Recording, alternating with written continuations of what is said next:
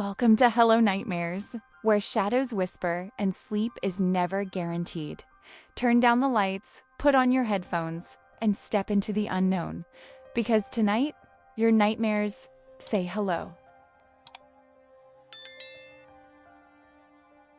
When I was 10 years old, I met a boy in my backyard that nobody else ever saw.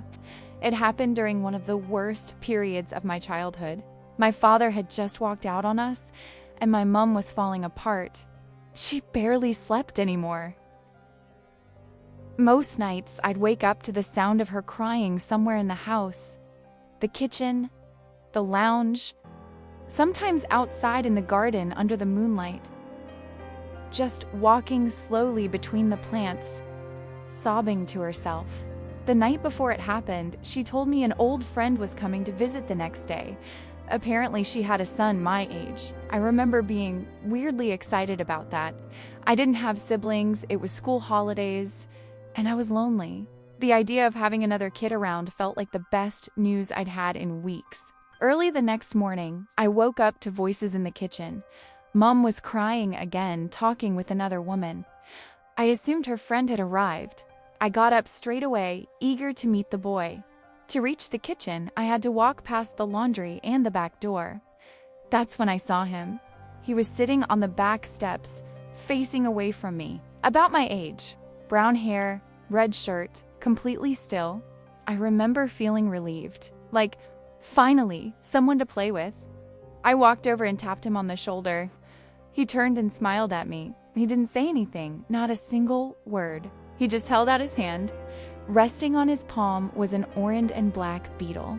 We had heaps of them in the backyard that time of year. The beetle crawled slowly across his fingers. Then he gently took my hand and let it crawl onto mine. I started talking immediately. Kids don't really question things the way adults do. I told him everything, my hobbies, my favorite games, random stories from school. I must have talked nonstop for hours. But him, he never spoke. He only smiled. At the time, I assumed maybe he had some kind of medical condition. It didn't bother me. I was just happy not to be alone.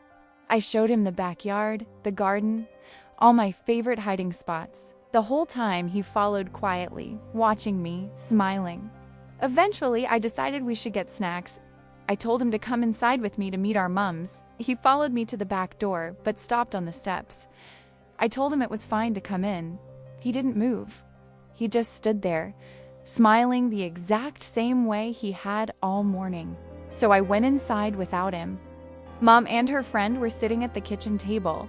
Mom looked exhausted, like she hadn't slept at all. I happily told them how much fun I was having with her son and started pouring us both glasses of cordial. They looked at each other, confused. Her friend gently asked me what I meant, and then apologized. She said she hadn't been able to bring her son with her that day. I remember my stomach dropping before I even understood why. I ran back to the door. The steps were empty. The boy was gone. No footprints, no sound of a gate opening, nothing. Just several orange and black beetles scattered across the steps, crawling over each other in the morning sun. I never saw that boy again.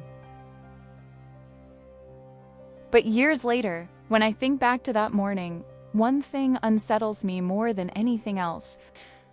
During one of the worst moments of my mother's life, when our house felt unbearably lonely, something showed up so I wouldn't have to be alone. And I still don't know what he was, an imaginary friend? A child's coping mechanism? Or something that appears when a house becomes too quiet? I guess the real question is, if you were a lonely 10-year-old boy, would you have questioned him at all? Let me know what you think really happened in the comments down below. And if you enjoy real stories that stay with you long after the lights go out, subscribe to Hello Nightmares. I'll see you in the next story.